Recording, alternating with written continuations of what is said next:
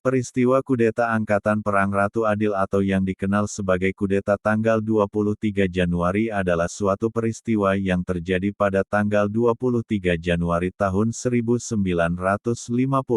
di mana beberapa orang dari kelompok milisi Angkatan Perang Ratu Adil yang disingkat APRA, masuk ke kota Bandung dan membunuh semua orang berseragam TNI yang mereka temui.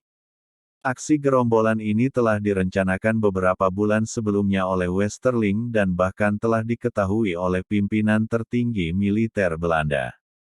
Angkatan Perang Ratu Adil ini merupakan milisi dan tentara swasta, pro-Belanda yang didirikan pada masa Revolusi Nasional Indonesia, oleh mantan Kapten Komandan Depot Spesiale Troepen atau pasukan khusus KNIL, yakni Raymond Westerling.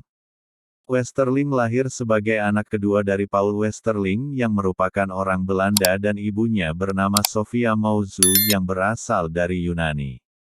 Westerling, yang dijuluki sebagai si Turki, karena dia lahir di Istanbul, Turki.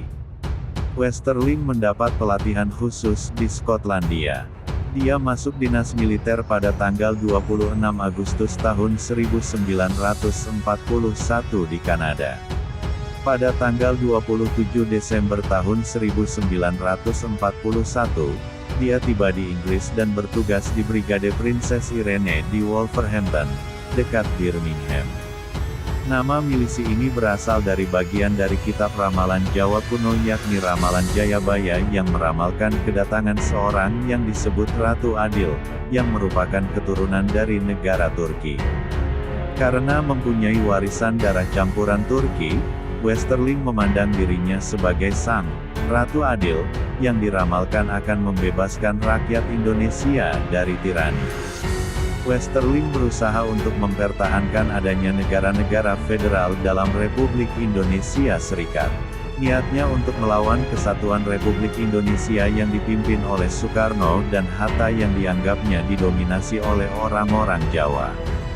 Milisi APRA berasal dari 18 faksi anti-republik yang beraneka ragam, di antaranya adalah personel mantan gerilyawan Republik, Darul Islam, Ambon, Melayu, Minahasa, KNIL yang telah didemobilisasi, Resimen Pasukan Khusus KNIL, dan Tentara Kerajaan Belanda.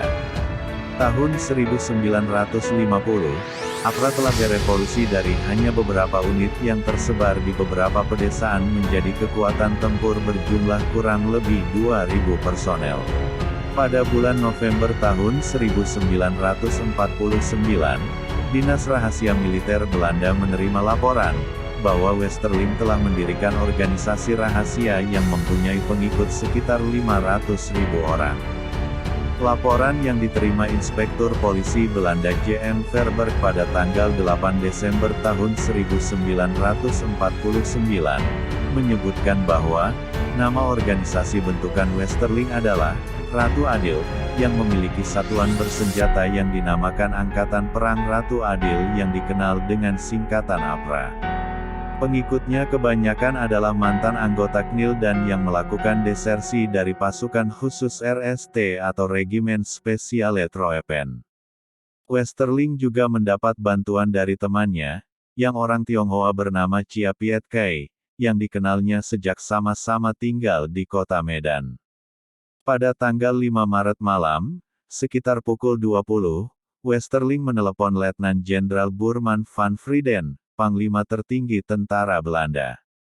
Westerling menanyakan bagaimana pendapat Jenderal, apabila setelah penyerahan kedaulatan, Westerling berencana melakukan kudeta terhadap Soekarno dan kliennya.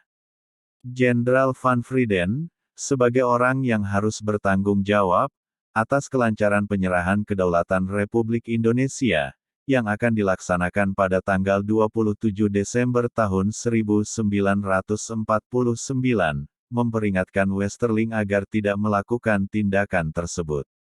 Namun Van Frieden tidak segera memerintahkan penangkapan terhadap Westerling. Pada hari Kamis tepatnya tanggal 5 Januari tahun 1950, Westerling mengirim surat kepada pemerintah Republik Indonesia Serikat yang isinya adalah suatu ultimatum.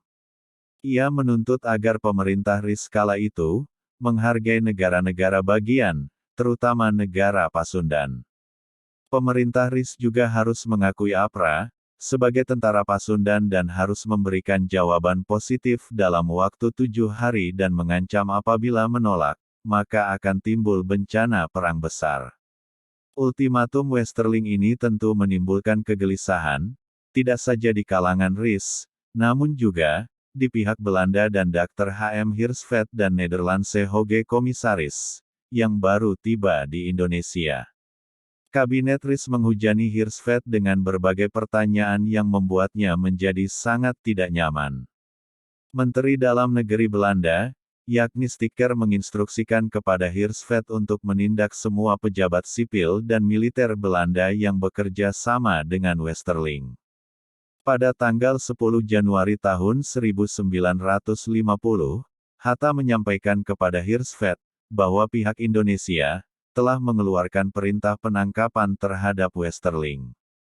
Sebelum itu, ketika A.H.J. Loving masih menjabat sebagai wakil tinggi mahkota kerajaan Belanda, dia telah menyarankan Hatta untuk mengenakan pasal eksorbitante rechten terhadap Westerling. Saat itu Westerling mengunjungi Sultan Hamid II di Hotel Des Indes, Jakarta. Yang mana sebelumnya, mereka pernah bertemu bulan Desember tahun 1949. Sultan Hamid II, yang lahir dengan nama Syarif Abdul Hamid Al-Qadri merupakan putra sulung Sultan Pontianak ke-6.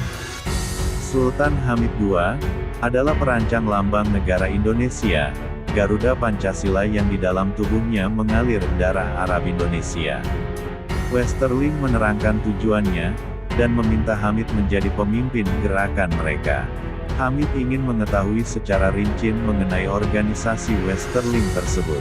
Namun Hamid tidak memperoleh jawaban yang memuaskan dari Westerling. Pertemuan hari itu tidak membuahkan hasil apapun. Setelah itu tak jelas pertemuan berikutnya antara Westerling dengan Hamid. Dalam autobiografinya, yang terbit tahun 1952, Westerling menulis bahwa telah dibentuk kabinet bayangan di bawah pimpinan Sultan Hamid II dari Pontianak, oleh karena itu dia harus merahasiakannya. Pertengahan Januari tahun 1950, Menteri Uni dan Urusan Provinsi Seberang Lautan, Mr.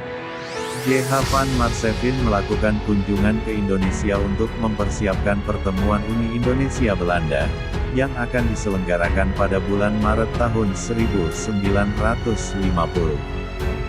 Hatta menyampaikan kepada Marsevin, bahwa dia telah memerintahkan kepolisian untuk menangkap Westerling. Ketika Menteri Perekonomian Rhys Djuanda melakukan kunjungannya ke Belanda, pada tanggal 20 Januari tahun 1950. Dia menyampaikan kepada Menteri Godsen, agar pasukan elit Regimen Speciale Troepen atau disingkat RST yang dipandang sebagai faktor risiko, secepatnya dievakuasi dari Indonesia. Sebelumnya, satu unit pasukan RST telah dievakuasi ke Ambon dan tiba di Ambon tanggal 17 Januari tahun 1950. Pada tanggal 21 Januari tahun 1950, Hirschfeld menyampaikan kepada Godsen bahwa Jenderal Burman van Frieden dan Menteri Pertahanan Belanda Skokking telah menggodok rencana untuk mengevakuasi pasukan RST. Pada tanggal 22 Januari pukul 21, bahwa sejumlah anggota pasukan RST dengan persenjataan berat telah melakukan desersi dan meninggalkan tangsi militer di Batu Jajar. Mayor Knil G.H. Christian dan Kapten Knil J.H.W. Nix melaporkan, bahwa Kompi Erik yang berada di Kampenstraat malam itu juga akan melakukan desersi dan bergabung dengan APRA untuk ikut dalam kudeta. Namun dapat digagalkan oleh komandannya sendiri, Kapten G.H.O. De Witt Engels segera membunyikan alarm besar. Dia mengontak Letnan Kolonel Sadikin, Panglima Divisi Siliwangi.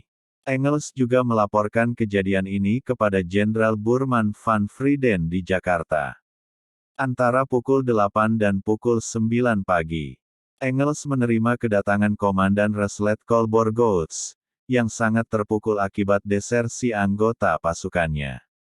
Pukul 9 pagi, Engels menerima kunjungan Letkol Sadikin. Ketika dilakukan apel pasukan res di Batu Jajar pada siang hari, ternyata 140 orang yang tidak hadir. Dari asrama di Purabaya dilaporkan, bahwa 190 tentara telah desersi, dan dari SOP di Cimahi dilaporkan, bahwa 12 tentara asal Ambon telah desersi. Namun upaya mengevakuasi Regimen Spesialet Roepen atau RST, gabungan Baret Merah dan Baret Hijau telah terlambat untuk dilakukan. Dari beberapa bekas anak buahnya, Westerling mendengar mengenai rencana deportasi pasukan RST ke Belanda. Pada tanggal 23 Januari tahun 1950, Westerling melancarkan kudetanya. Subuh pukul 4.30, Letnan Kolonel Kasa menelepon Jenderal Engels dan melaporkan bahwa pasukan APRA dengan kekuatan cukup besar, bergerak melalui jalan pos besar menuju Bandung. Westerling dan anak buahnya menembak sampai mati setiap anggota TNI yang mereka jumpai di jalanan. 94 anggota TNI tewas dalam pembantaian tersebut, termasuk Letnan Kolonel Lembong dan ajudannya, Kapten Leo Kailalo, yang bermaksud untuk menemui Panglima Divisi Siliwangi di Bandung. Namun, pada saat bersamaan, markas Divisi Siliwangi sedang diserang oleh pasukan bekas KNIL. Sedangkan di pihak APRA, tak ada korban seorang pun. Sementara Westerling memimpin penyerangan di Bandung, sejumlah anggota pasukan RST dipimpin oleh Sersan Major menuju Jakarta dengan maksud untuk menangkap Presiden Soekarno dan menduduki gedung-gedung pemerintahan. Namun dukungan dari pasukan KNIL dan Tentara Islam Indonesia yang diharapkan Westerling tidak muncul, sehingga serangan ke Jakarta gagal dilakukan. Setelah melakukan pembantaian di Bandung, seluruh pasukan RST dan satuan-satuan yang mendukungnya kembali ke asrama masing-masing. Westerling sendiri berangkat ke Jakarta, dan pada tanggal 24 Januari tahun 1950 bertemu lagi dengan Sultan Hamid II di Hotel Des Indes. Hamid yang didampingi oleh sekretarisnya, Dr. J. Kiers, melancarkan kritik terhadap Westerling atas kegagalannya dan menyalahkan Westerling telah membuat kesalahan besar di Bandung. Setelah itu terdengar berita bahwa Westerling merencanakan untuk mengulang tindakannya. Pada tanggal 25 Januari tahun 1950, Hatta menyampaikan kepada Hirschfeld, bahwa Westerling, didukung oleh RST dan Darul Islam, akan menyerbu Jakarta. Engels juga menerima laporan, bahwa Westerling melakukan konsolidasi para pengikutnya di Garut, yang merupakan salah satu basis Darul Islam waktu itu. Aksi militer yang dilancarkan oleh Westerling bersama APRA yang antara lain terdiri dari pasukan elit tentara Belanda, menjadi berita utama media massa di seluruh dunia.